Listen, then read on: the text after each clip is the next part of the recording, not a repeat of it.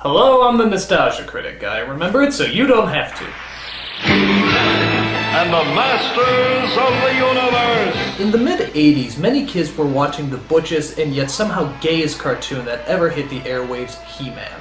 I could tell you what the story's about, but why not let He-Man tell you himself? I am Adam, Prince of Eternia and defender of the secrets of Castle Grayskull. A prince, really? I never would have guessed.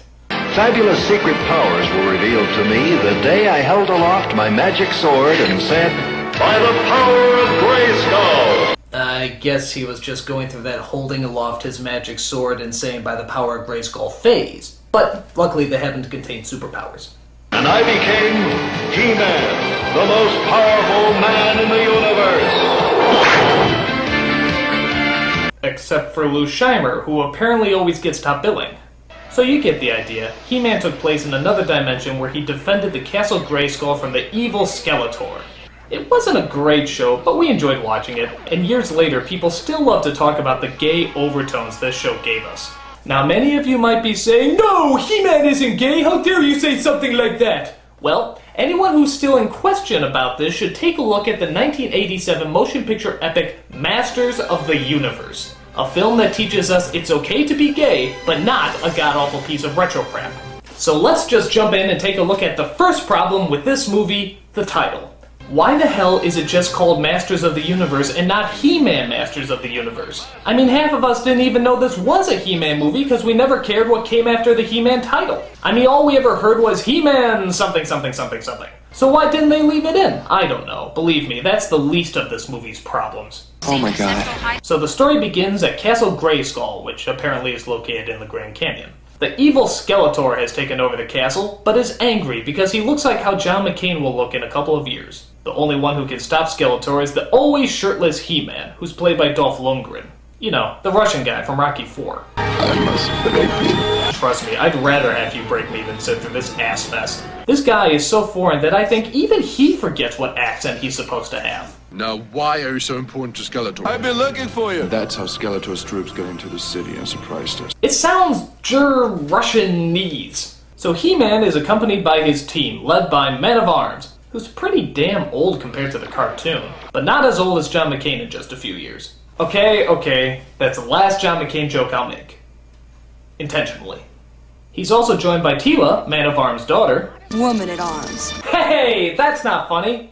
And Gwildor, who I guess is supposed to be like Orko, but again, why didn't they just make it like the show and call him Orko? Sure, he looks like the gay love child of Yoda from Star Wars and Gizmo from Gremlins, but we're not that picky. You could still call him Orko and we'd buy it. And speaking of gay, just look at this first action sequence and tell me there's no homoerotic themes going on here. It's okay to be gay, let's rejoice with the boys in the gay race. Hooray for the kind of man that you will find in the gay race. It's like Star Wars, only gayer. Dude, did he just zap that guy in the crotch? Actually, there's a lot of shots to the crotch in this movie. Talk about great balls of fire. But again, no gay overtones. So it turns out Skeletor is after Gwildor because he's invented a cosmic key that can take you to any dimension you want. Skeletor wants this device so he can, you guessed it, take over the world. Of course! People of Eternia, the war is over. Those who do not pledge themselves to me shall be destroyed! Sounds like John McCain's inaugural speech to me. Okay. I don't even dislike the guy, these jokes are too easy. I'll try to do better. It turns out Skeletor has also captured an enchanted sorceress known as, well, the Sorceress. He-Man tries to negotiate for her freedom. Let her go. I don't think so. Negotiation's over! He-Man tries to save the sorceress, but appears to be outnumbered. So Gwildor opens up the key and sends them to another dimension. It's like Back to the Future, only gayer.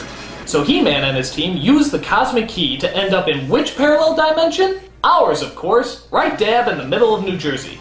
So let me get this straight. He-Man, the master of the universe, is going to use all his intergalactic weaponry and medieval-style fighting moves in the suburbs of New Jersey?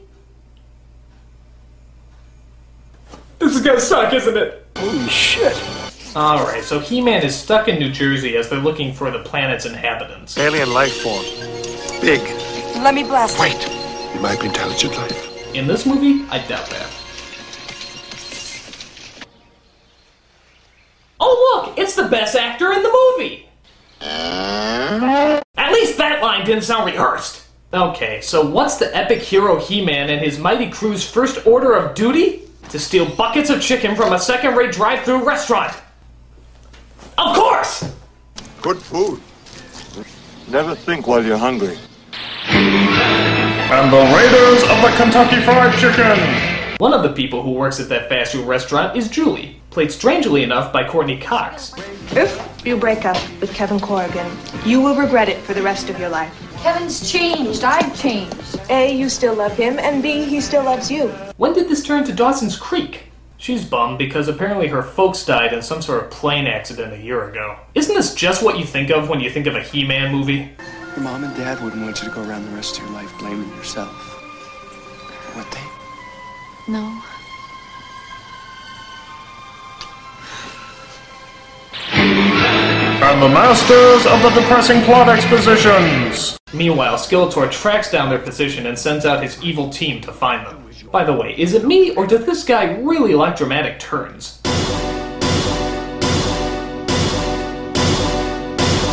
Seriously, I wish I had dramatic music every time I turn my head. I mean, what would...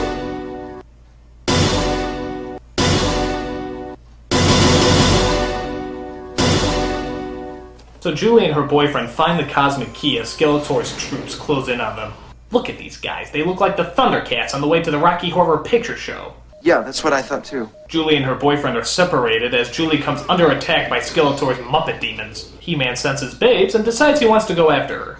Once again, we get an erotic dance number, which I suppose is supposed to be an action sequence. I'm sorry, but why does He-Man carry a sword if everyone else carries a laser? I mean, what is the purpose? I don't know. After He-Man rescues Julie, he decides to tell her exactly what he's looking for. Have you seen it? It's this large. It has lights on it. But again, no gay overtones. Meanwhile, Julie's boyfriend meets up with a cop played by the principal from Back to the Future. His job is to bitch and moan as often as possible. You can't order me around. What is this, a circus act? I got vandalism, I got arson. What the hell is going on out there? We got stuff blowing up in my face. Choice, really choice. This guy is so annoying he makes Chris Tucker look like James Earl Jones. Most of the time he's not even solving any crimes. He's just making fun of Julie's boyfriend and messing around with that cosmic key. Is it really wise to mess around with a dimensional manipulator? I mean, you never know what kind of damage you could be causing.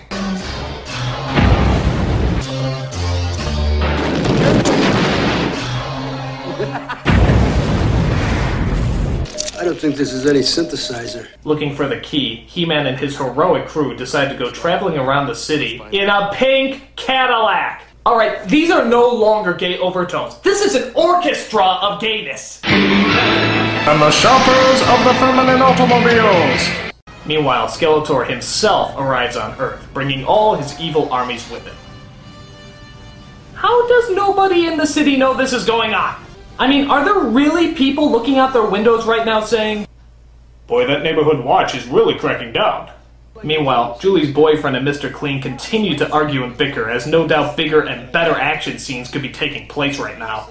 Watching these two is like watching an episode of Mad About You, only gayer. Shut up! Actually, I think I realized why the title of this movie wasn't called He-Man. Because He-Man's never in it! Most of the time, it's just focusing on his team, Courtney Cox, or the Odd Couple here. I don't believe